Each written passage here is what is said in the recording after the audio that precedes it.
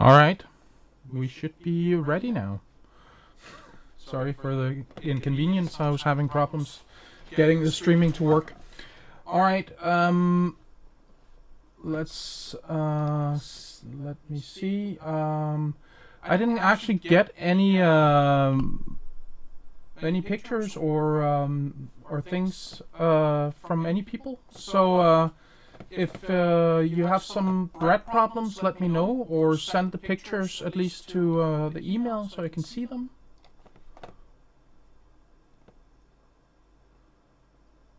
A square banneton? That's a good question. I never tried that. I think I'd probably do a round shape and then kind of fold it up. That's a good question. Maybe I should try getting a square banneton. Well, hello everybody. I hope you're having a good day or night or evening, whatever it is where you're at.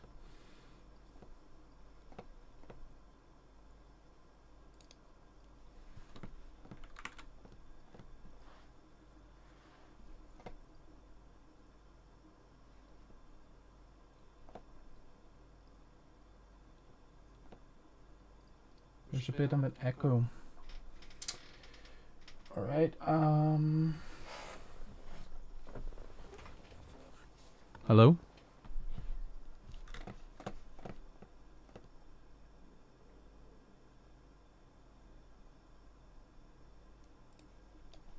How about now? Is it better?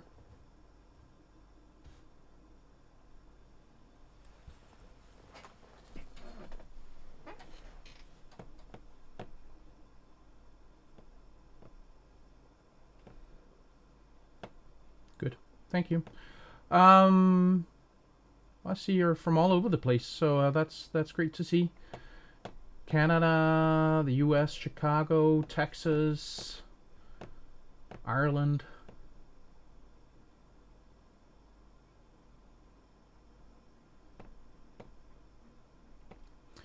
Does anybody have any questions? Or, I mean, you feel free to ask whatever you like.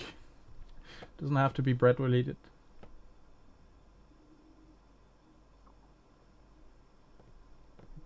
Terry's asking if I ever added yeast to sourdough starter to get a shorter proof time. Usually to speed up my proof time of my starter, I will put it in my proofer at like a higher temperature. I never actually tried to add yeast. I still bake with yeast, and I think it's great for many things. I don't really mix them. Do you use kamut flour? No, I haven't actually used that. I've never really been able to get it. I mean, I try to get my hands on all kinds of weird things, but not that one.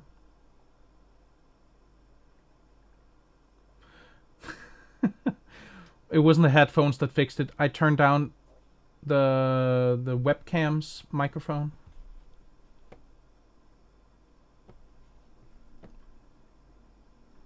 Well, is that Xiao? How do you, I don't know. I don't remember how to pronounce that name. For a square banneton, I haven't tried it. Nope. I think I would go for a round shape, and then just try and fold the sides up after I put it in.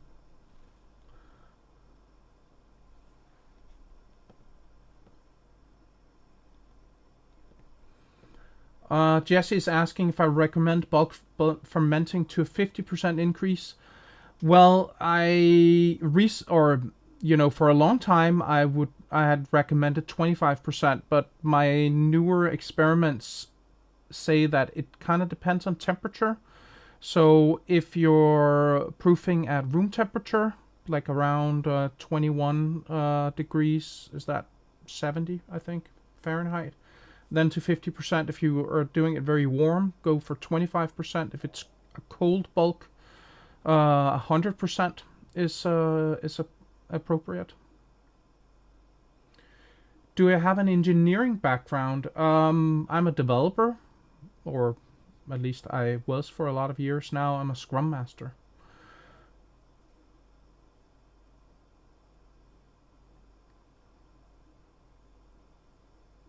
Have I tried making bread with oat flour? No, but I use oats in my baking. I don't. I guess that's like super whole grain because those are just like flattened grains. But I haven't actually tried to use the flour. But I love the taste. So, you know, probably just milling down, rolled oats into a flour would probably make for a really good whole grain flour, I think. Um,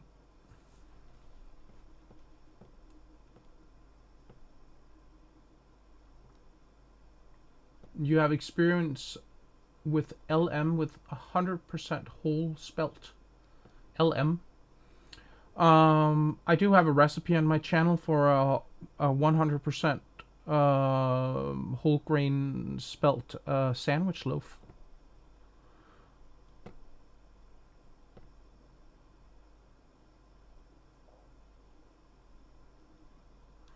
So Matt is asking if he has a recipe for a fluffy, pillowy, divine dinner roll, but he wants to know if he can put whole wheat in and still have that pillowy texture.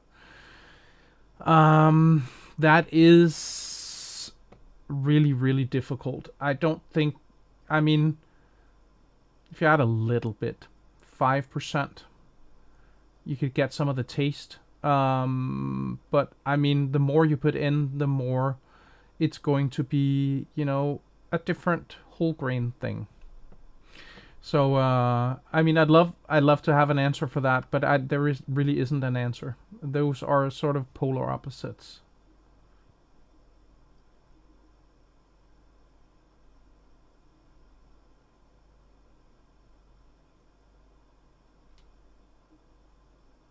So Richard is asking, we know you proof at a higher temperature and remove at 25%. What do you estimate the final size is before you shape? I shape when I take it out. It's literally like a minute or two max. I mean, it probably takes me a little bit longer when I record, right? But it's not going to grow that fast anyway. Kim is asking, do you ever add citric acid and or diastatic malt? I've never tried citric acid. I mean, I guess that's to get a more sour loaf. I mean, it's not really that kind of acid you want for your sourdough bread, I think. Diastatic malt, I tried it a couple of times. I honestly don't feel like it makes a huge difference.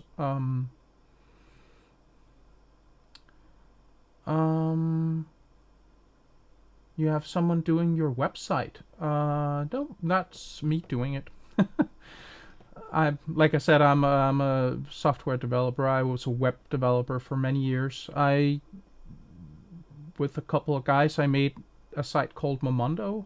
If you ever heard about that, it was a meta search engine, or probably is still, but we were taken over by Kayak, and I'm not working there anymore.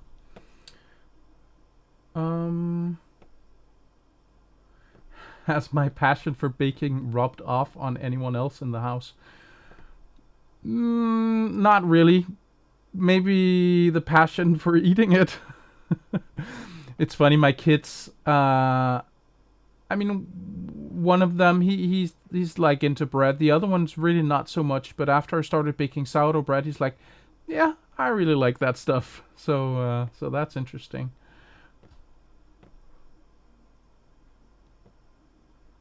So I don't know how to say your name. It looks Thai from the letters. I always get great oven spring and a perfect ear when I bake the same day. But when I cold brew for 12 hours, there's no ear, more like a wound, and less oven spring. That is definitely overproofing. You need to have your fridge colder. It needs to be at a maximum 4 degrees Celsius on the shelf where you put your bread. That's like 35.5, I think, Fahrenheit. So that's definitely overproofing.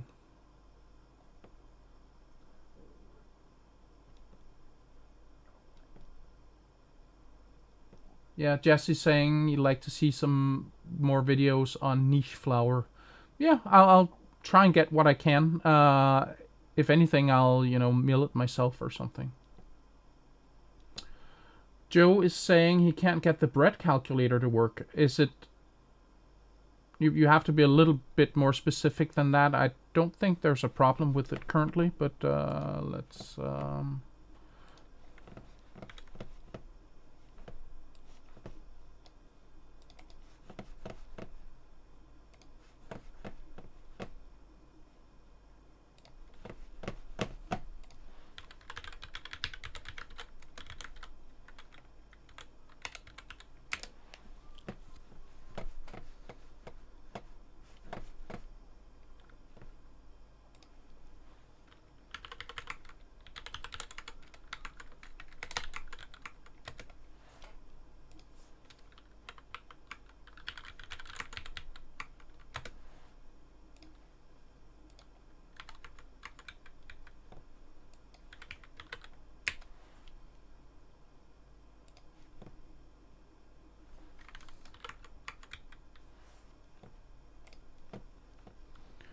I mean, as far as I can tell, it works just fine.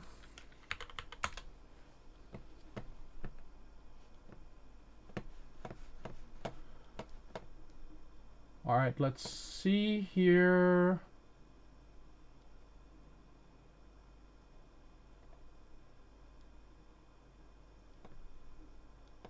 Jura is saying I'm growing my own grain in small amount to use it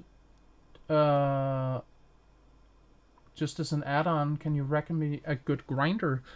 Well, I mean, I have the mock mill myself. I really like that one. I think there's a link in the description of all my videos, pretty much, for it. I mean, it has a very, very fine setting, which I really love, because then you can still get like a soft texture in a whole grain bread. Not a soft, it's not so much like soft, like pillowy, but it's it doesn't get that rustic feel you get from the kind of rougher grain. So I like that one.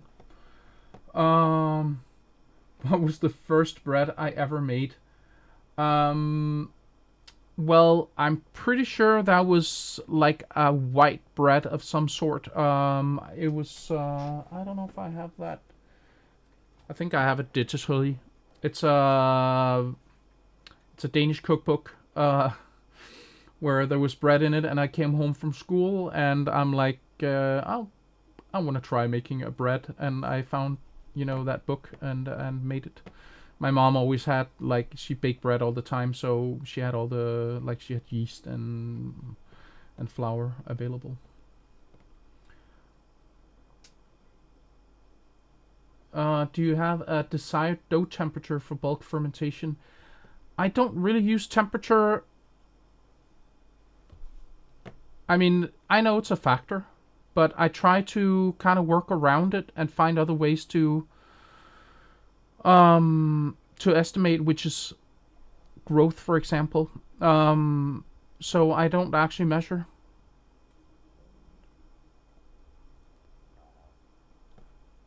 All right, Doran. Thank you.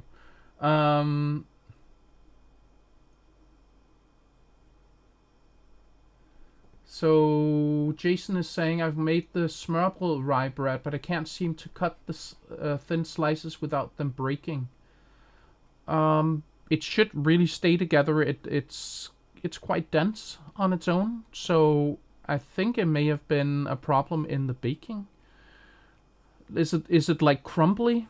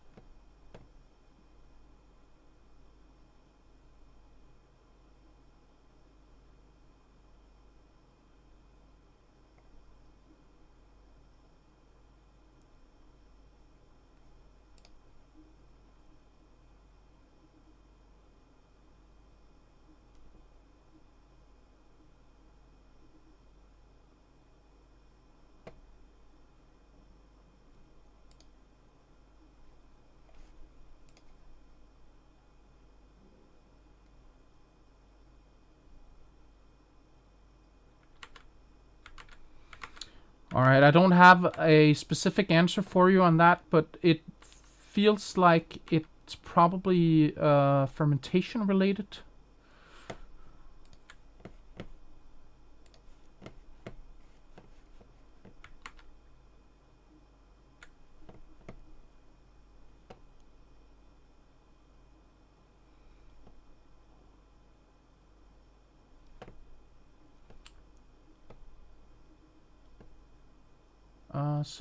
Jura is asking, have you ever thought of making a bread baking app? Well, I've certainly thought about converting my bread calculator, but I mean, I've even been an app developer, but making an app is a huge effort, and I'd rather spend that on creating recipes and videos, to be honest. I mean, it the bread calculator itself is mobile optimized, right? So it works on a cell phone.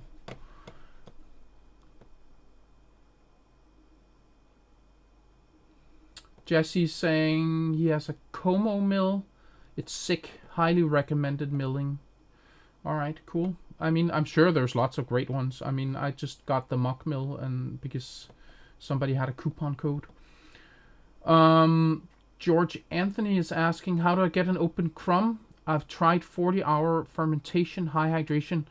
See, that's one of the things. I mean, I searched for a long time to figure out what that was.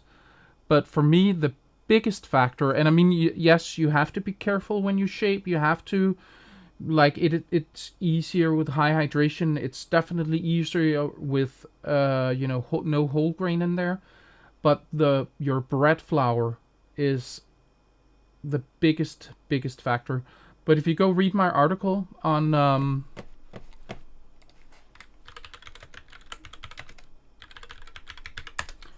I made a recipe. Here we go.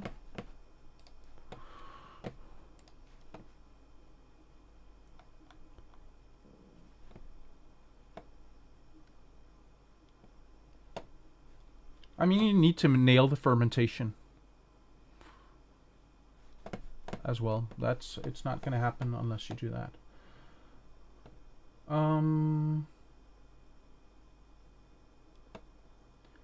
Does butter or oil make a loaf softer? Yes, it does. It makes both the crumb and the crust softer, which, if that's what you're after, it's a good way to do that. But like if you like a real crusty bread, you really shouldn't add oil, in my opinion. How do you reduce the sourness of your starter? Well, how I do that, I mean, I'd say you should at least feed in a 1:5 proportion, but even higher is like will get your starter to be like super fresh and not sour at all.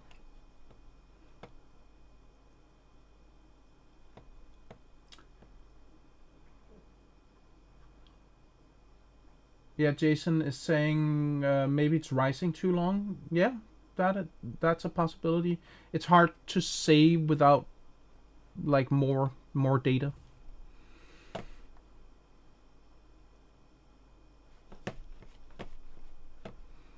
But I mean, if you want to try and do open crumb, like read through this, and it'll definitely get you some other way.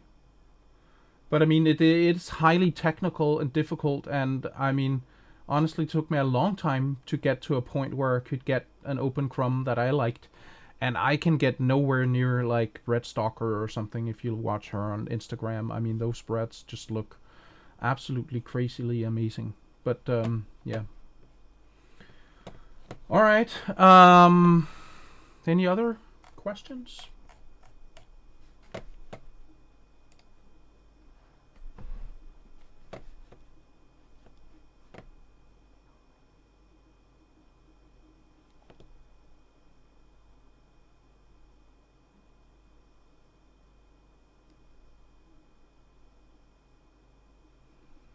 What's my favorite scoring design?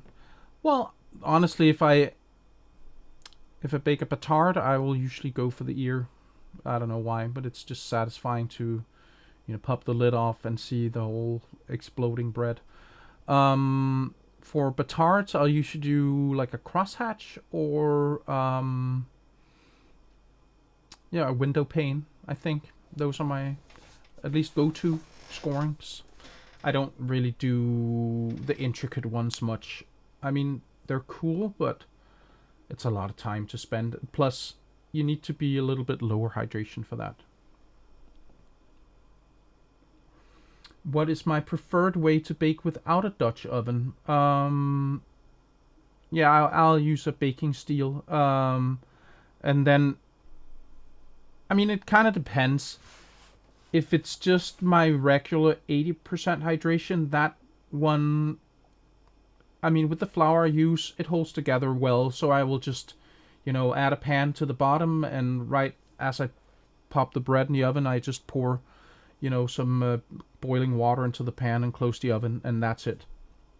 But if it's maybe higher hydration and I want to make sure there's like super much steam, I will do the pan, but put like a towel in there, and I will saturate the towel with boiling water, and then I do a little pan with lava rocks, which I pour water, like I heat the oven with the pan and the lava rocks in there, and I pour about a cup of water onto the lava rocks, and that makes like very fast steam because of all the like little jagged edges on the stones, right?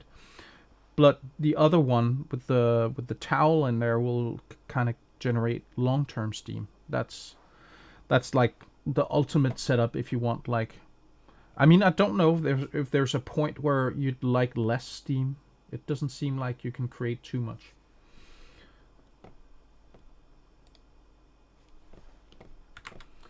Well, I'm glad you're all enjoying it. I mean, I kind of wished I'd gotten some pictures to look at.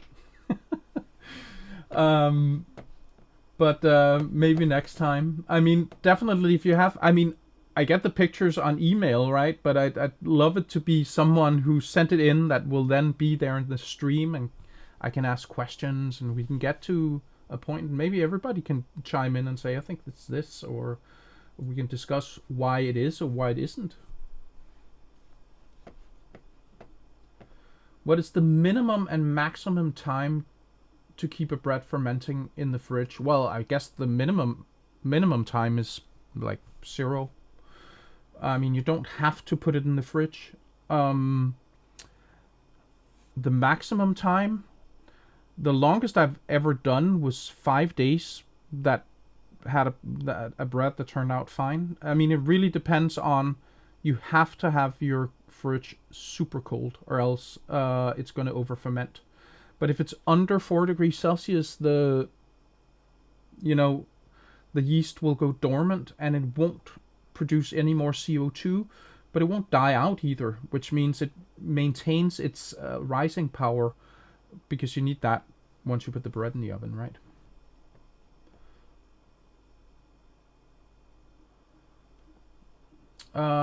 Bill is asking if I use diastatic malt powder in any of my sourdough recipes. I believe my bagel recipe has it. But I mean, after I made that, I've tried to make them without, and I didn't really see much of a difference. So honestly, I just took it out.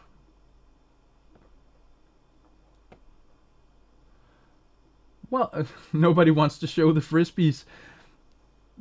I mean, for me, failure is just a way of learning something. So, I mean, if you just fail and then you like tell yourself you're terrible and you use it that way, that's not going to help you at all. But you can,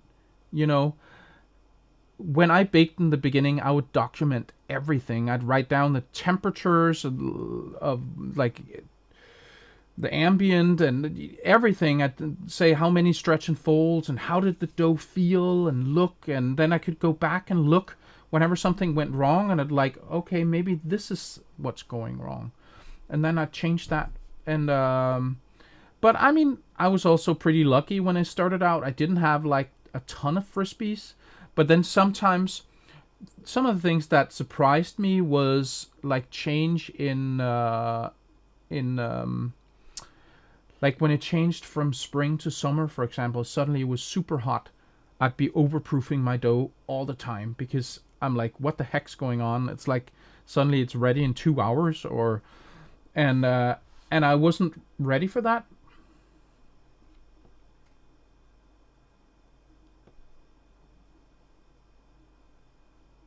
So basically, you can bake bread straight after bulk fermentation. Well, if you're gonna do that,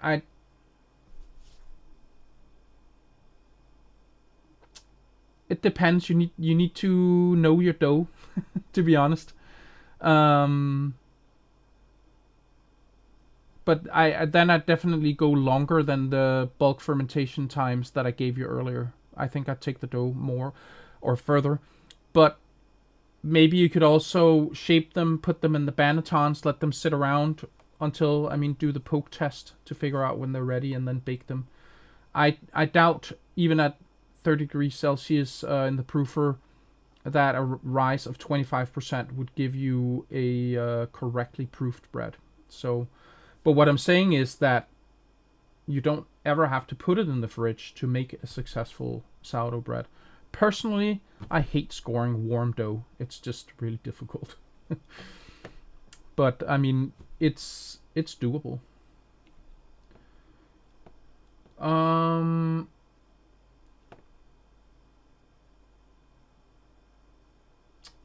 do I do coil folds? Yes, I do. The I think I think for me, coil folds are logical if you're doing one loaf, because then you're essentially shaping it while you're folding it, right? So at the end of the last coil fold, you already have a pre-shaped dough. So then you can just final shape it afterwards. So, but I mean, I will do no knead. I will do regular stretch and fold. I will do coil folds. It kind of depends.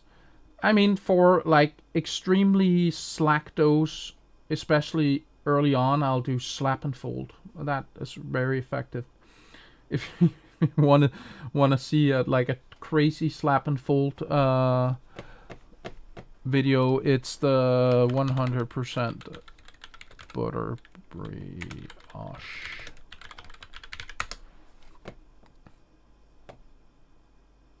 This one.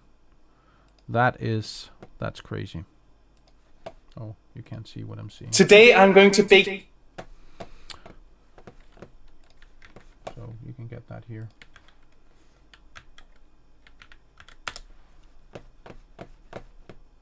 That's a fun video.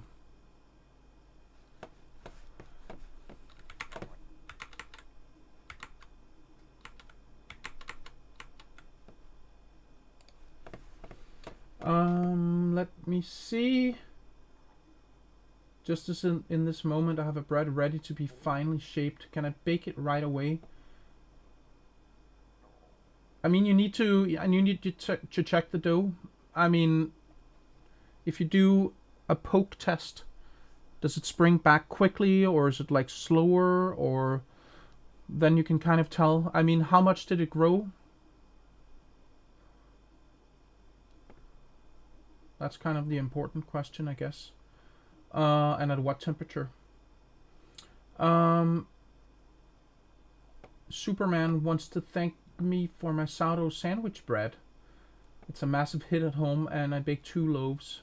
Yes, it's great. I love it too, and it's, well, I mean, it goes for every bread, I think, but it's really great for toasting as well. What is the best way to ensure dough handleability for making batards?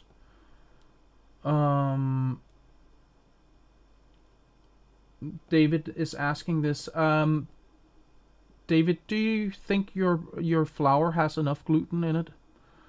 Or else I think you'd probably want to, decrease the hydration if it's way too sticky. Or you could try adding vital wheat gluten. I mean, that some people do that. So why do we have to rise dough twice? We really don't. I will very seldom do a second proof. I even did a test on it somewhere on my channel. Do you have to do a second rise or proof? I didn't find any difference in the bread, so I don't see a point to do it. Of course, it'll ferment more, right? So you're gonna have to balance that and then put that fermentation before the shaping. Joe likes my shirts. Yeah, I have the me shirt on. Those are all from Busted Tees. It just makes me laugh.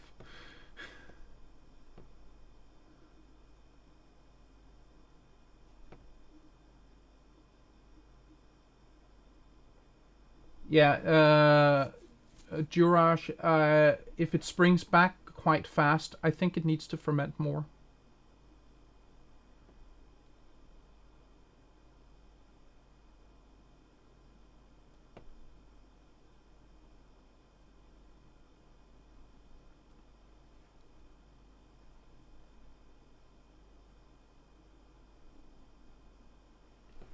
Oh, someone sent me some pics. Let me have a look.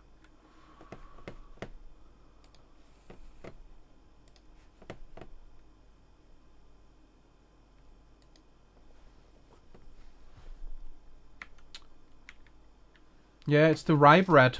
It certainly does look crumbly. I don't know how to share this. If we do like this, hang on.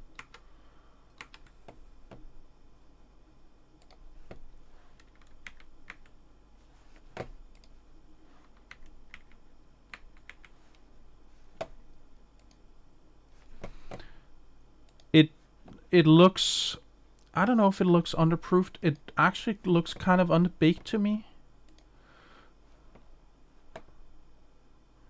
But it also looks like there's not much holding it together either. Have you tried baking it in a higher pan?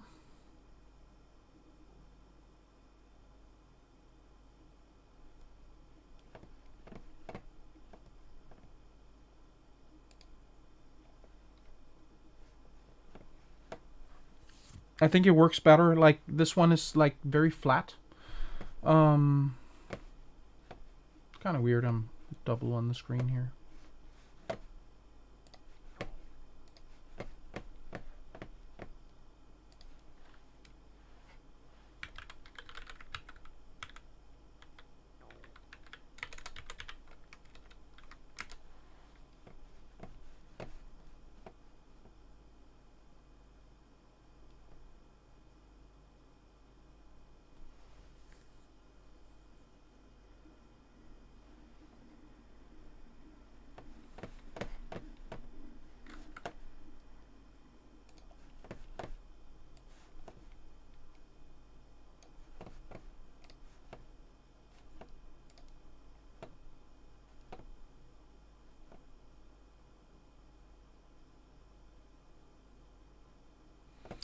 Oh, it says in the email there were over 20 pinholes on the surface. That could definitely mean that it's overproofed.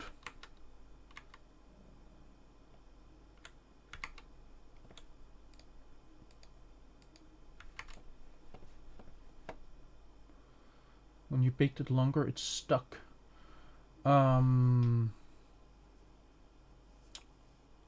More butter on the pan.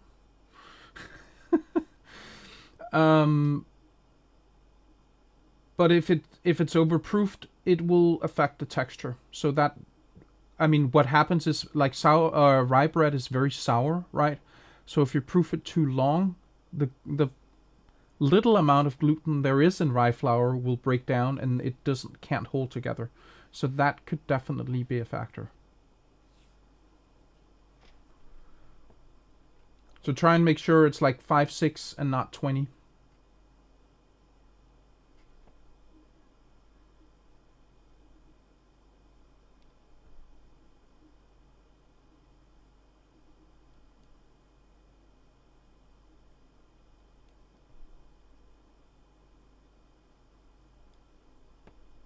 So this is a different kind of question. Wheat and rice is collapsing internationally. I'm not really sure. I guess I might not have caught this on the news. What is happening? I mean, there's been huge wheat problems because Ukraine has been, a mass producer of wheat, but it hasn't really been a problem here. I don't know who they sell it to.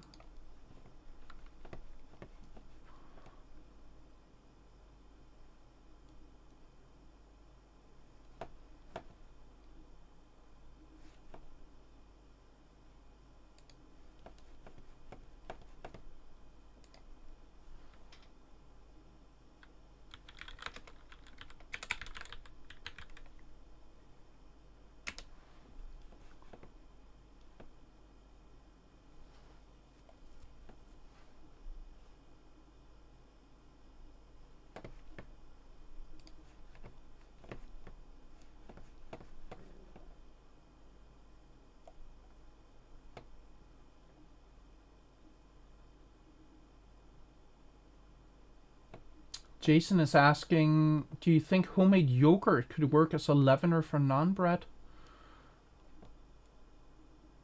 Well, I mean, I don't think a naan really needs a leavener, but you could definitely use yogurt for hydration. I think that would be very much in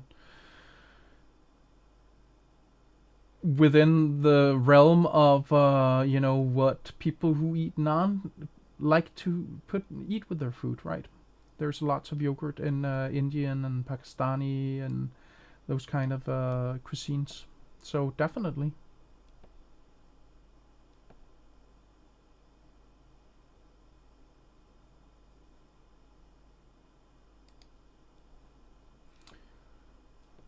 Joe is saying thank you for my videos and giving my time. You're welcome. I mean, I have to say, I've been doing food stuff for lots of years, but not since I started my YouTube channel. I've gotten to feel like I'm helping so many people, and that's a very important thing for me. I love to teach, and I love to know that somebody's getting something from it. Do you know what I mean? That I add value to their life. So you're welcome, and thank you everybody for using my videos, watching them, and doing the recipes, sending me all the pictures so I can see what you're getting from it. I mean, I'm very happy with that.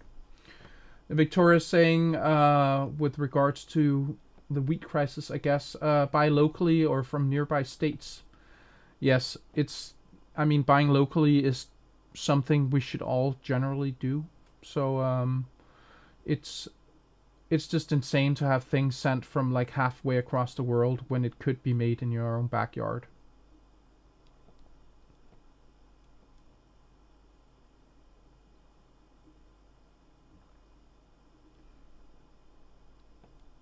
You're welcome, Roger.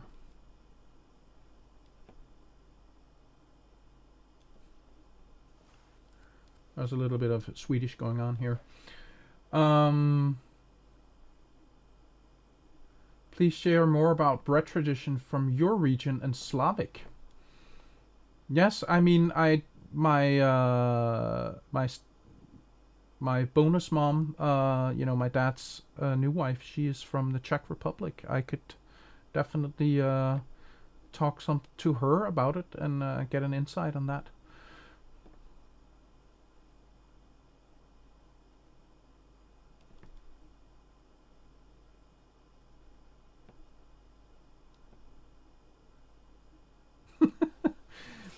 I'll do it again, Victoria. I mean, I hope next time somebody will send me something so I can prepare something, do slideshows and that sort of thing. I hadn't even thought about how am I going to show you the pictures. But, yeah, I got it figured out. What do I do with all the bread that I bake?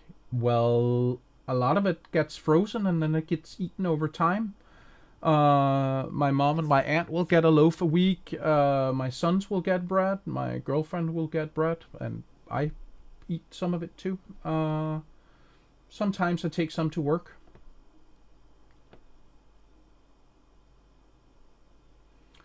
Terry's saying baking in a Dutch oven seems to always burn the bottom while the rest of the bread is perfect.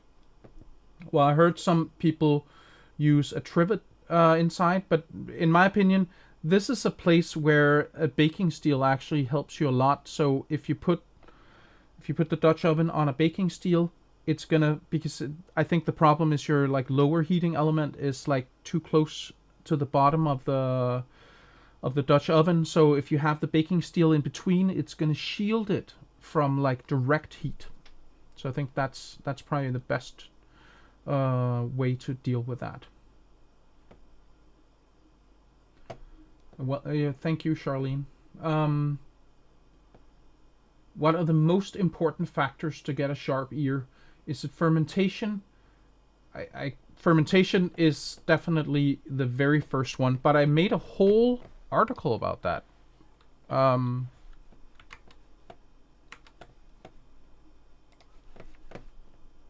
It's something like elusive oven spring. There's a video for it too. There we go. There's lots of information here. So there you go. There's a video too. Somewhere. I guess I didn't put the video inside the article. That's kind of weird. Oh, there it is. Yeah. So there's a video as well. But it's not just one thing. It's like it's more like everything. But fermentation is the first one. If you don't nail fermentation, there's no chance of getting an ear. But you know, shaping is important. Scoring is important. Also, how hot you bake is important. Interestingly, I used to promote baking at 500 degrees, 260 degrees Celsius. But later on found out that oven spring was much better at lower temperatures. Not like very low, but definitely lower, because, you know, the crust would just set too fast. Have you ever made French toast? Yes. If you watch my video on Chocopan, I make a French toast in that video. It was delicious, by the way. That's a great bread for French toast. JVH is saying, I've had some success using liquids other than water and sourdough, cider, cherry juice, coffee. Well, I think I have two different videos where I test out different alternative liquids. So search alternative liquids Food Geek.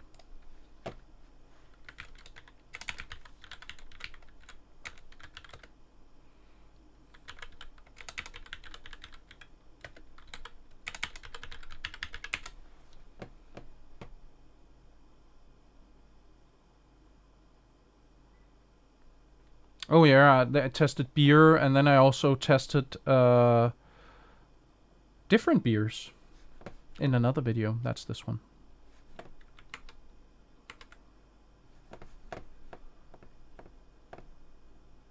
I mean, cherry juice, that sounds tangy, but cool.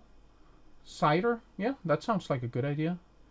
Coffee, I don't think you should go for 100% coffee, but yeah, a coffee loaf. I don't know what would you eat with that, but it's an interesting thing, yeah.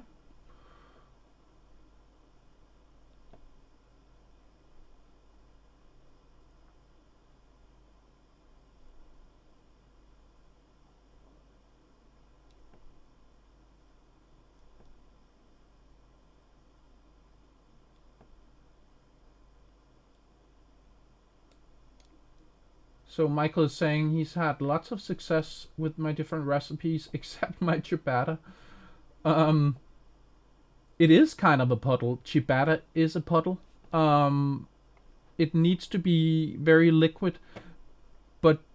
this is a bread. Well, I mean, all bread. Fermentation is important for all bread, but if you don't nail the fermentation, it's not gonna rise, and you're just gonna like end up with the pancake you put on, the pan. But it's definitely not a beginner bread. I would say that's probably advanced, not even intermediate.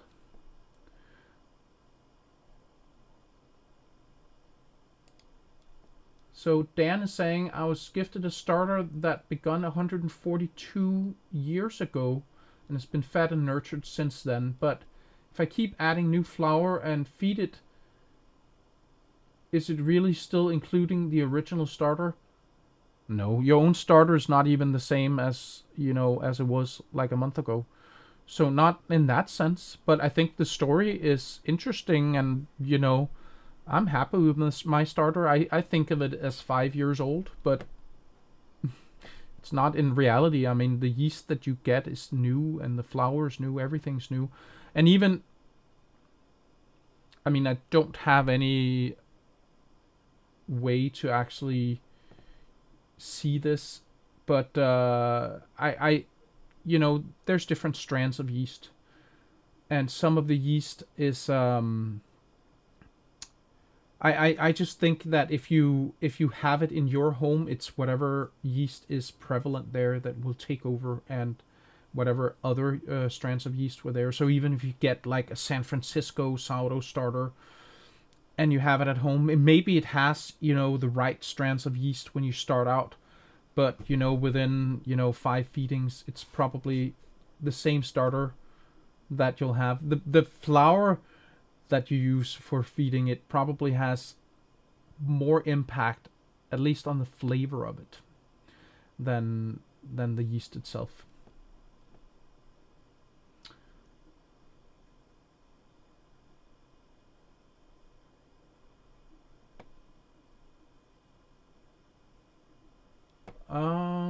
Victoria's saying beer. Yes, yes, different beers, from a light beer like an IPA all the way to like a very, very dark, thick beer.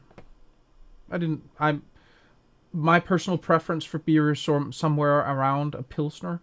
So the very dark beers are not some I enjoy to drink, which also means that I didn't really like the bread that came out of that. But I think if you like a dark beer, I think that's probably like a totally awesome bread. So, you're welcome, JWH. Have I ever made bread with blood instead of water? No. I don't really have blood readily available, at least not other than my own. I mean, we have something in Denmark called blood sausage, which I've tried. It's not terrible, but it is kind of, yeah. It's kind of a weird thing, I guess. Coffee loaf with Nutella. Yes, that doesn't sound bad. Or you could, put other things in there, like inclusions that would go with it. But that sounds good.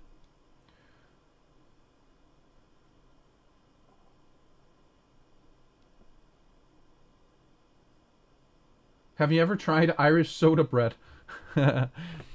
Yeah, I have. It's really not good. I I don't like it. It's very dense, and it has like a weird off taste. So that's not for me. But I don't know if the Irish actually, maybe they, do you know that something you had as a kid might still be really good to you, but if you look at it objectively, you're like, that's kind of terrible. Why do I even like this? But the nostalgia of it just makes it, something. Which is why maybe Irish people might still make Irish soda bread. I don't know.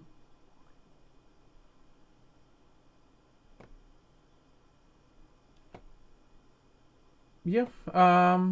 Northern California here. Yes. That is far away from here. You must be, that's 9 hours, right? So it's like 10:58 at the moment. Just getting up, getting started on your Saturday. Mine's starting to end here.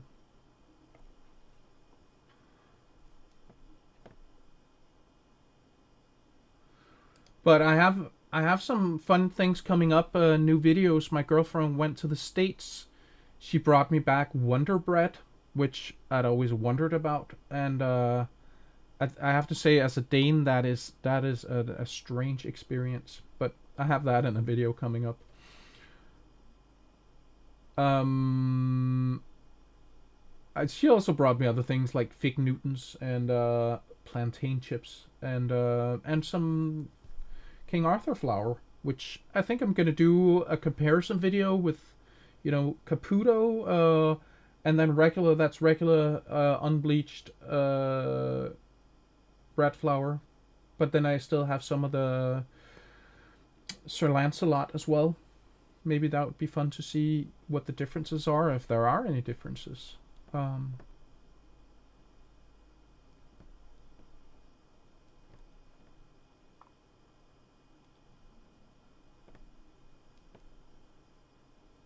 Wonder Bread stinks. Well, I'm not gonna give away my notes, but it's it's weird.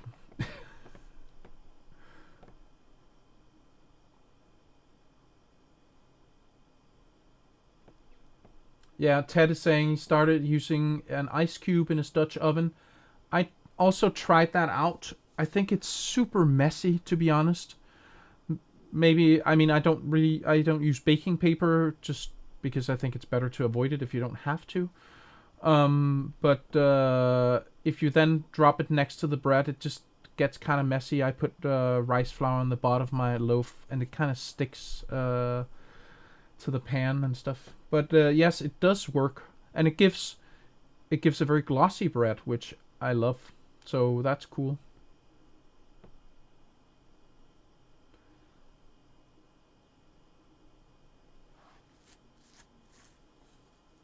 Jimmy's asking, is there to go on low hydration or be at right fermentation?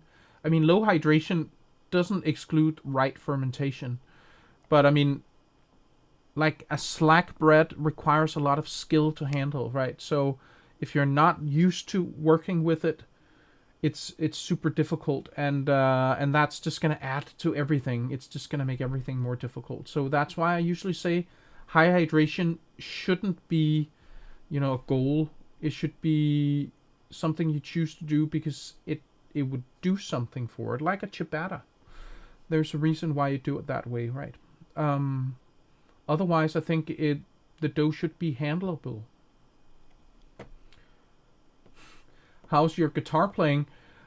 And what type of music do you play? My guitar playing is stagnant because I don't really have much time to, I sit around, learn new songs I see on YouTube. I'm like, oh, that's a cool song. And then I play that, but I'm not really practicing. What type of music do I play? Well, when I play with bands, it's usually funk and soul, kind of in the, 60s, 70s kind of style. But there's a lot of new funk that I really enjoy, like Cory Wong, and yeah, there's lots of things. Or Alan Stone makes some great soul music as well. So that's the kind of stuff I like. I also played a lot of rock and also pop music.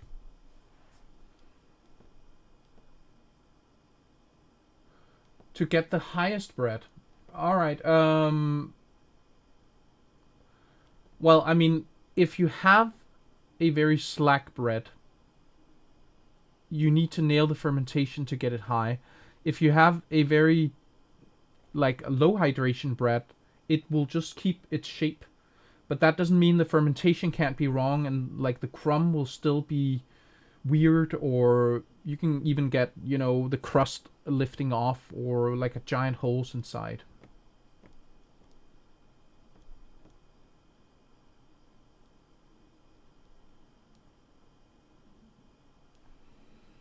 So Lawrence is asking, do you have any experience with using different yeast strains, such as the variations in brewer's yeast or cider yeast? I've never actually. Nope. But that's interesting. I once did use some yeast that they use for champagne to make a very fizzy fruit drink. So that was fun. But I never tried baking with it. But I'm absolutely sure that you could.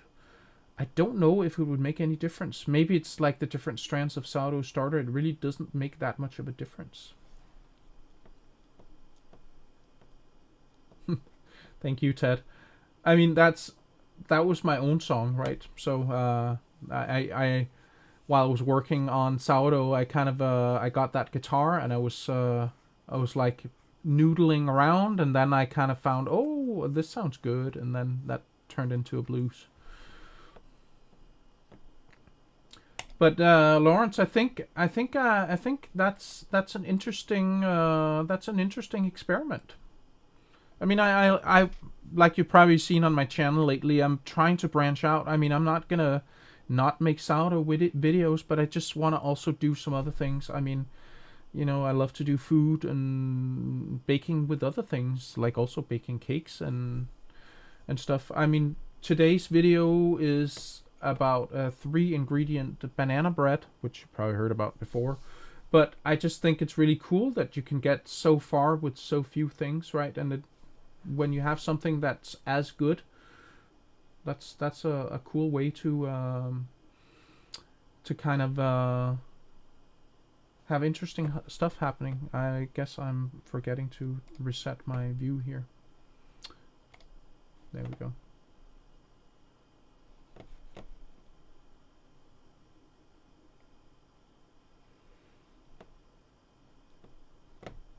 All right. I think we've had a lot of questions. Unless somebody has something coming up right now, I think maybe this is a good time to... Have you ever had carrot cake? Absolutely. I love that stuff.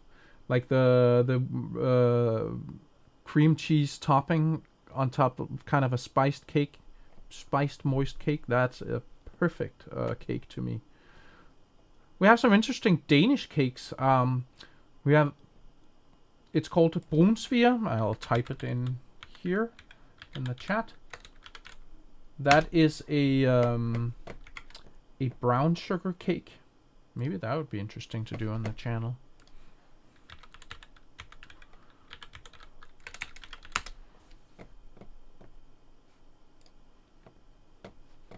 Oh, that's one of my blogger friends.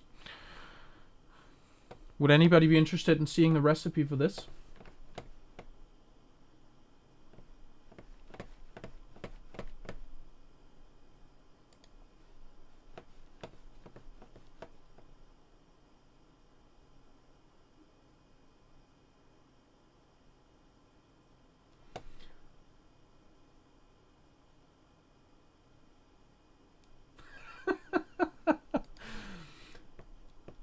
Some people really don't like raisins. I'm a big raisin lover, but yeah.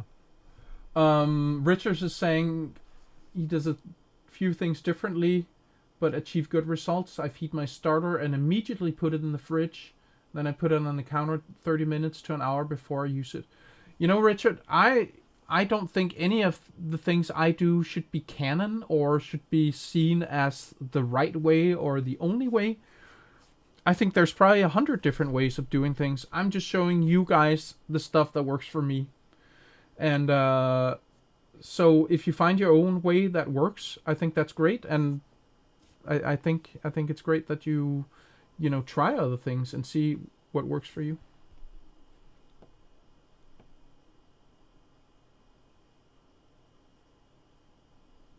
I do that too, Richard. I put the starter in with the water and then... But you know what? An interesting thing would be to see, let's say you mix the water and flour and then you put the starter on top. I think it would still work. Maybe not on top, but let's say you put it at the bottom.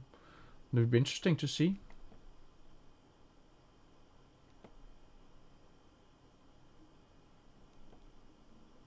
Yeah, dried cranberries, those are amazing too. And I think also for me, there's like different types of raisins. Like the jumbo raisins are usually better for a lot of baked goods, right? Because you don't get this little dry nugget. It's more like a big plump, juicy raisin.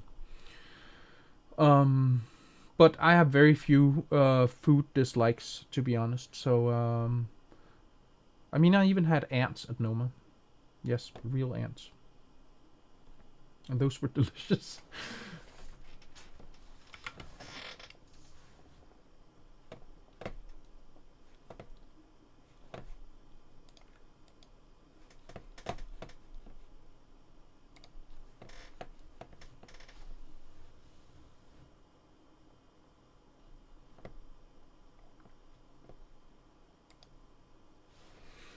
All right.